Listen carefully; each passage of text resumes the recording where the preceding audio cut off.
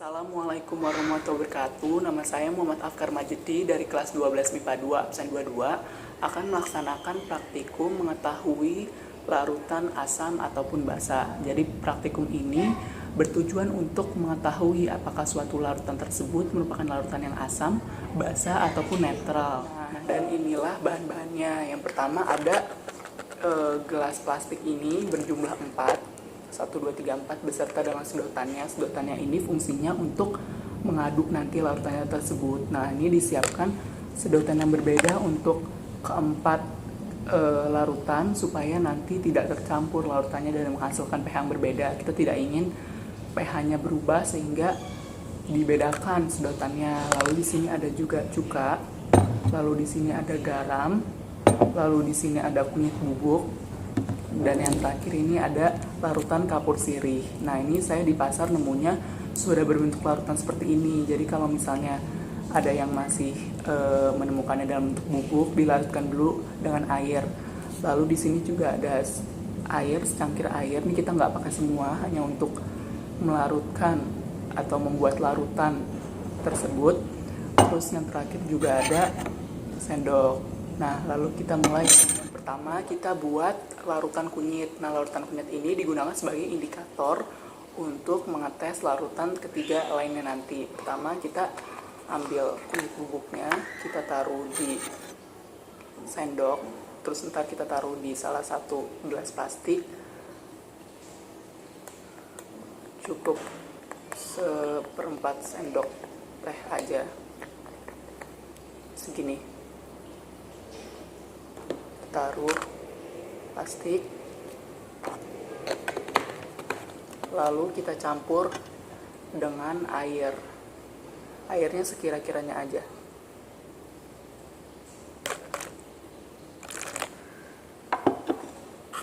Nah, setelah itu ini kita aduk sampai rata.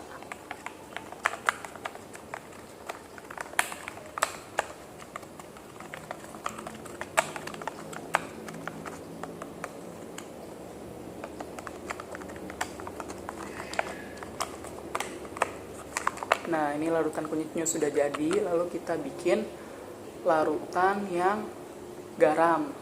Larutan air garam pertama sama juga air. Kita taruh di salah satu gelas plastik lagi, kira-kira aja, sedikit aja. Cukup segini. Lalu kita campur dengan garam.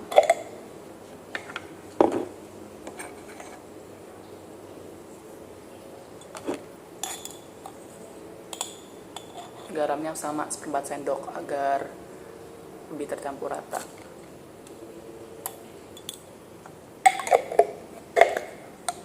Lalu kita aduk kembali sampai dihasilkan larutan garam.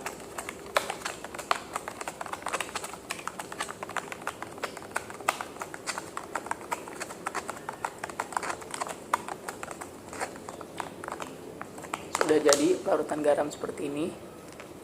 Lalu kita taruh cuka kita taruh di salah satu gelas plastik juga.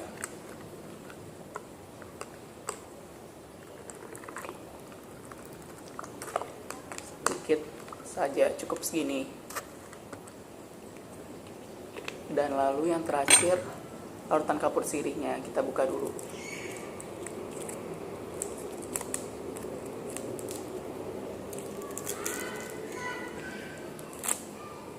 Nah, ini dia sudah berbentuk cair seperti ini, jadi mungkin kita bisa langsung taruh di air. Nah, seperti ini.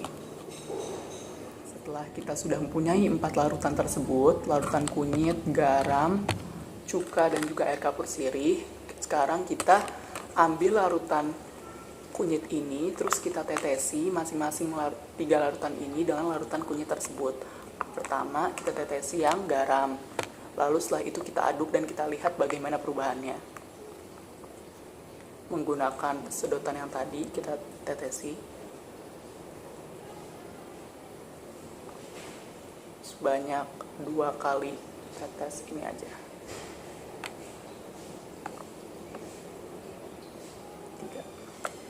Lalu kita aduk Yang ini yang larutan garam.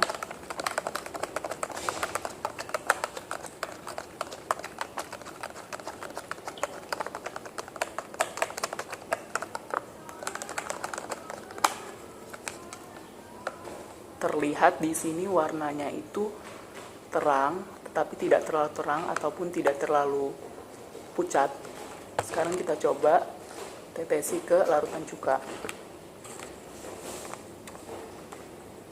Sama seperti tadi.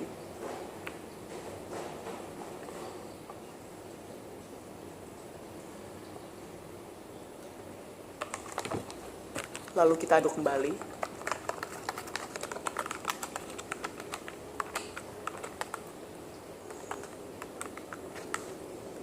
Bisa kita lihat,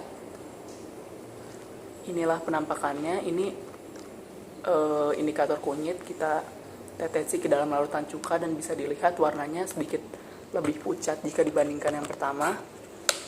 Warnanya lebih pucat daripada larutan yang sebelumnya ditetesi garam. Terus yang ketiga air kapur sirih, kita lihat. Kita tetesi juga.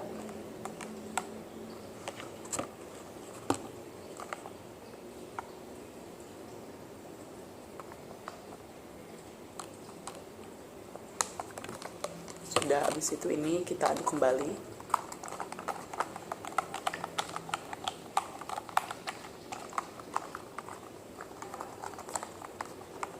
Bisa dilihat warnanya lebih terang, sangat terang, lebih pucat, lebih gelap maksudnya daripada 3 larutan yang ini. Setelah melakukannya, dapat kita simpulkan bahwa larutan garam ini merupakan larutan netral di mana pH-nya sama dengan 7. Lalu yang kedua larutan cuka ini merupakan asam, pH-nya kurang dari 7. Dan larutan air kapur sirih ini merupakan larutan basa di mana pH-nya ini lebih dari 7. Ketiga larutan ini berbeda, memiliki konsentrasi yang berbeda-beda sesuai dengan tingkat kepekatannya atau tingkat kekuatan pH-nya. Adalah senyawa kimia yang jika dilarutkan ke dalam air akan menghasilkan pH yang lebih kecil dari 7.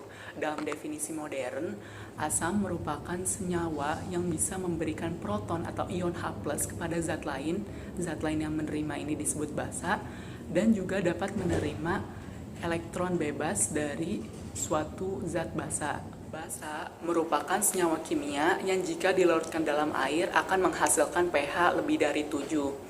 Di mana basa ini dapat melepaskan ion OH- berbeda dengan asam melepaskan ion H+, basa melepaskan ion OH-.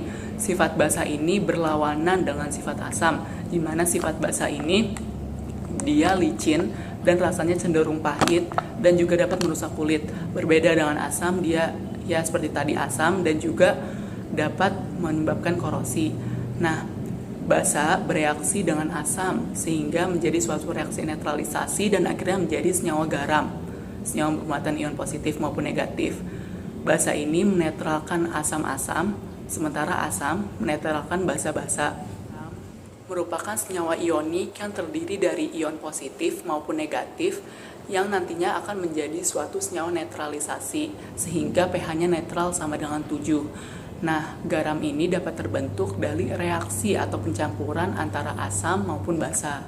Mungkin hanya itu saja yang dapat saya sampaikan. Semoga praktikum saya yang sederhana ini dapat menjadi acuan teman-teman semua untuk mengembangkan praktikum-praktikum kimia lainnya atau menjadi bahan acuan sebagai praktikum kalian di rumah.